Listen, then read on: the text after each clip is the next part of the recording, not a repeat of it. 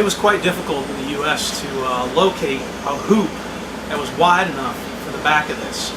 The back of this frame is close to 11.5 inches. The closest I came was this hoop off a eBay dealer. I think they're called Pipe Fitters LLC. I'll put it in the comments or in the description. The BMW frame is within a couple thousandths of being 1 1/8 inches. 90% of all the cafe Scrambler hoops are all 1 inch. Or if they're not 1 inch, they are bent on a really tight radius and not wide enough. The back, right there, it's it's almost 1 1/4 inches outside, 1.22 or so,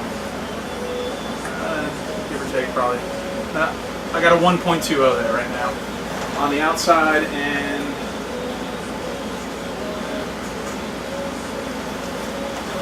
pretty much a flat, even 1 inch on the inside. So this right here measures in right at 1.12. It'll be good enough for government work. And the inside, it's pretty thick wall stuff. The inside, you've got about 0.86. It's fairly thick walled. Now, that wall thickness is different than the wall thickness on the factory BMW 2. This wall thickness just so happens to perfectly fit a piece of 1/2 inch black pipe. Because I'm going to make slugs to kind of go in and join the back hoop to the original frame, and I'll plug weld those and then weld around the outside of the hoop. Digging around Tractor Supply, I found this piece of 1 inch tubing, which just so happens to fit perfectly into the back of the Beamer bike.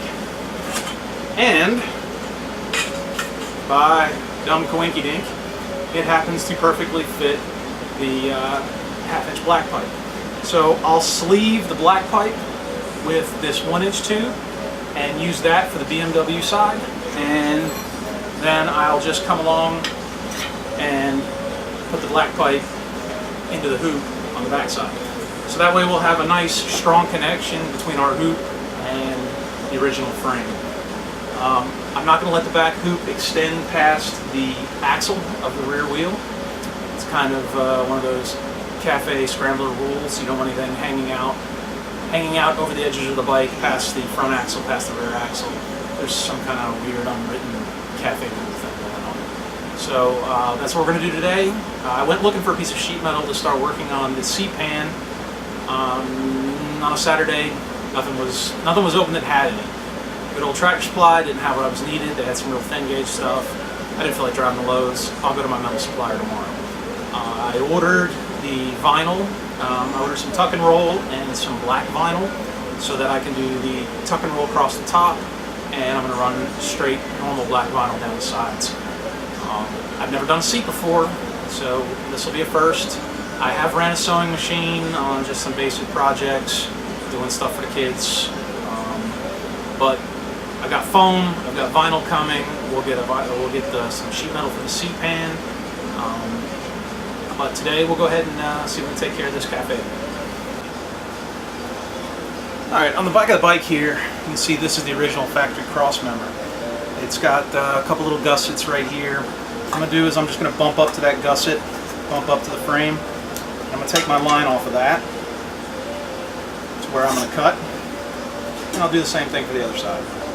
Up to that, kind of coming off the frame, and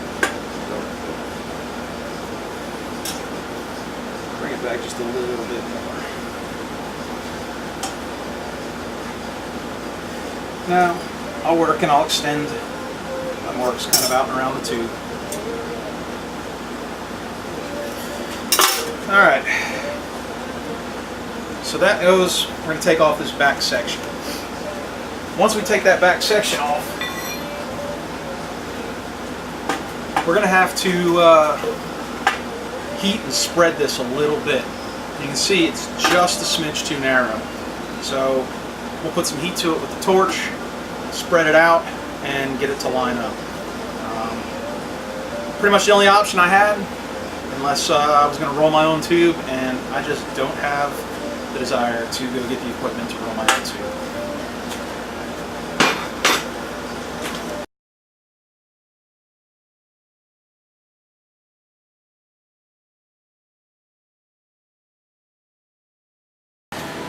Alright, here we go. You can see that there's also a mounting brace or something there. It probably was for hard-sided luggage. I don't know. There was nothing attached to the bike when I got it.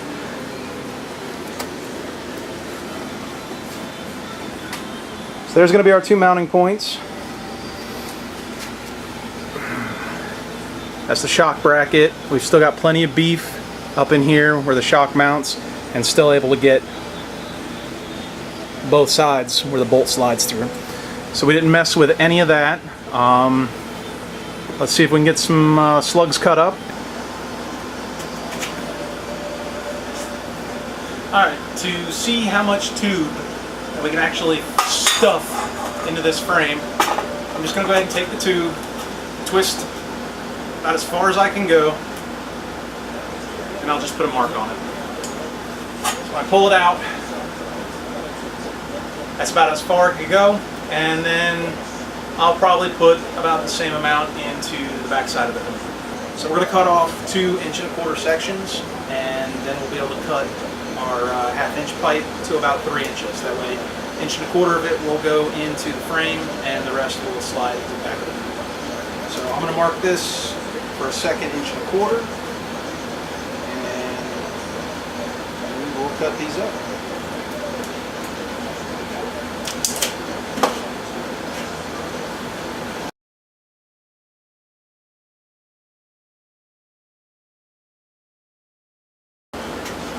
Alright, our 2 little sleeves.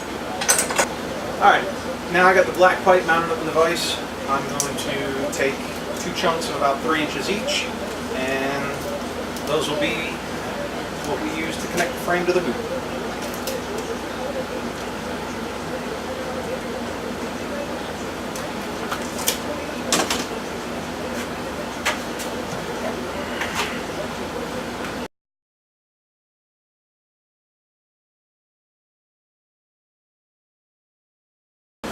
Alright, we got our 2 black pipe pieces, our little sleeves, and then when we can take these and we can put them in the BMW frame. I'll drill out some spots on the frame so that I can plug weld these. I might actually tack the end of this sleeve before I insert it into the frame. That way the sleeve doesn't have a chance of moving on me. And this will be open right here where the hoop and the frame actually meet each other. Because it's going to kind of come in like this, but the BMW frame will be over. So when I bevel these edges to get the weld penetration down in there, I'll actually burn this to the black pipe.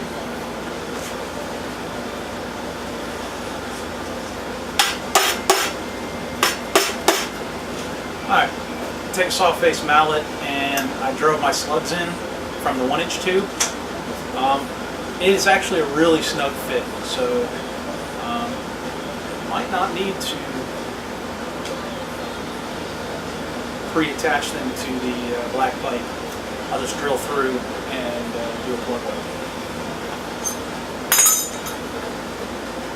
Alright, now we have our 2 sections of black pipe.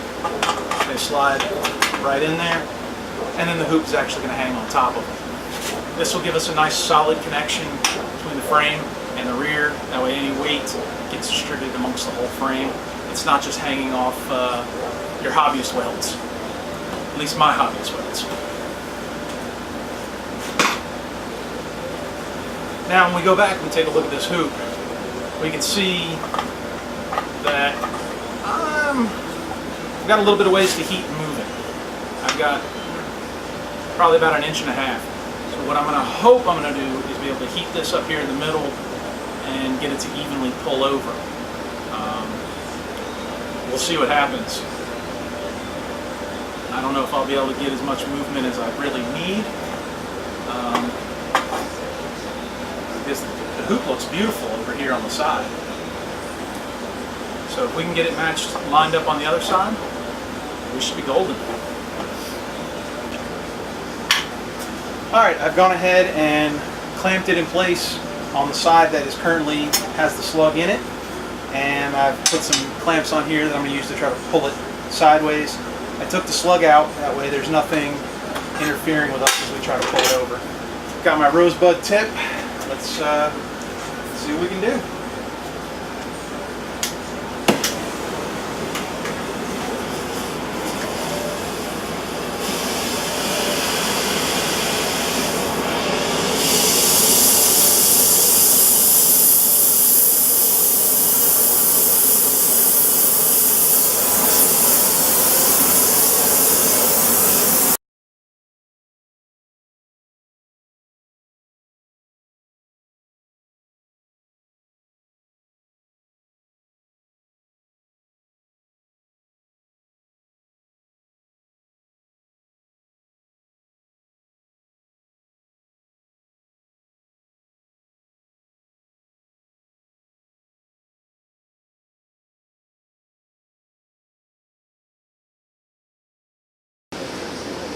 Okay, that was much more difficult than I anticipated. That heavy wall tubing did not want to move.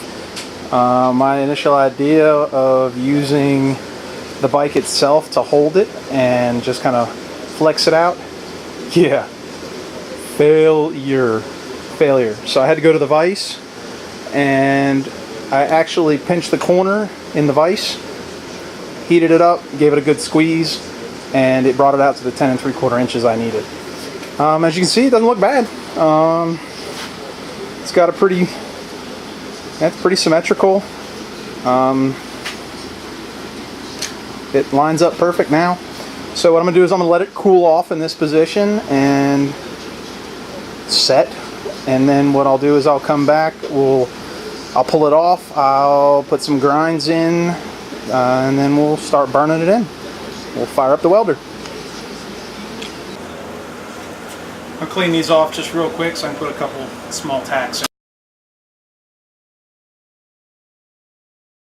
Alright, because I'm a knucklehead and I forgot to press record, I went ahead and drilled 2 plug holes using a step drill and some tapping oil. That's kind of the key to making these cheap drill bits last, using a good quality tap oil. I think mine's from CRC. Let's see, what is it? Yeah, CRC True Tap Cutting Fluid. I use it anytime I drill in metal. So, but I've gone ahead and done that. I'm going to put a few little tacks in here just to kind of hold things in place, and then I'll probably switch over to my TIG and actually take this in.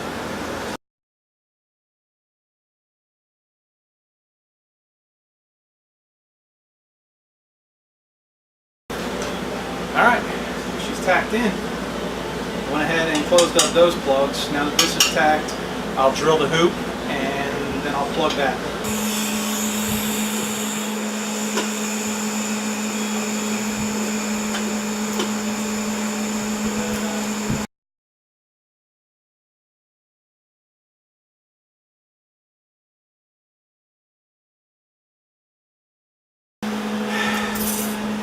If you have a torch that doesn't have a built-in solenoid, make sure you open the gas flow, or you'll fry your tungsten and have to go back and resharp it.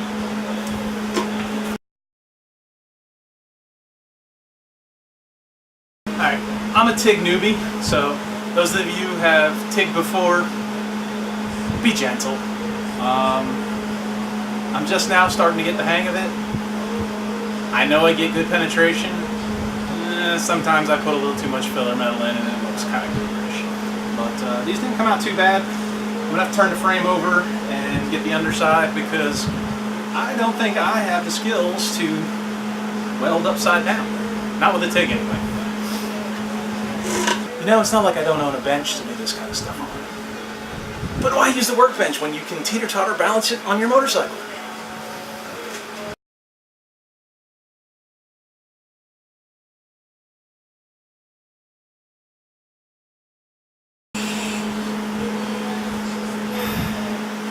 Don't dip your tungsten in your molten pool, or you'll have to resharpen.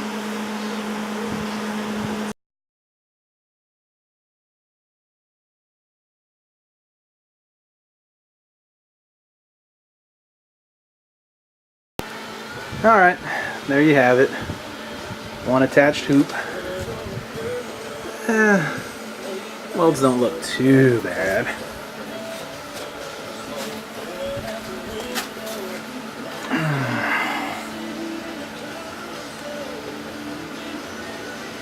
Now I'll grind those smooth, and then we'll have a back hoop. So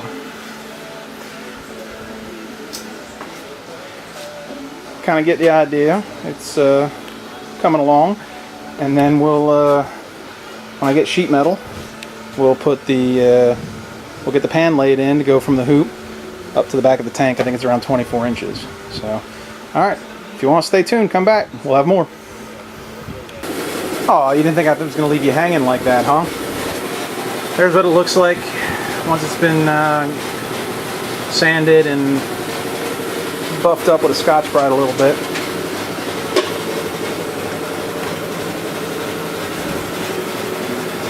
Not too shabby.